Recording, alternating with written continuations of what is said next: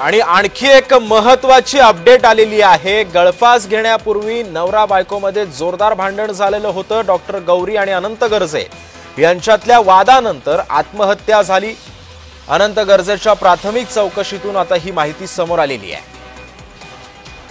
गौरीने आत्महत्या करण्यापूर्वी या दोघांमध्ये कडाक्याचं भांडण झालेलं होतं। हे भांडण इतकं विकोपाला गेलं की तिला आत्महत्येसारखं टोकाचं पाऊल उचलावं लागलं।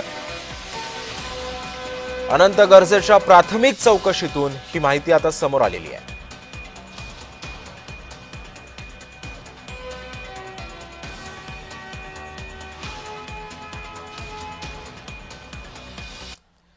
दरम्यान गौरी आत्महत्या प्रकरणी पंकजा मुंडेंनी सुद्धा स्पष्टीकरण दिले, पाहूयात।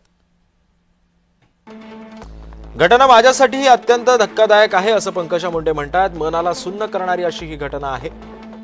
वैयक्तिक जीवनामध्ये काय चालू असतं हे अनाकलनीय आहे। गौरीच्या वडिलांशी बोलले, ते दुःखात आहेत।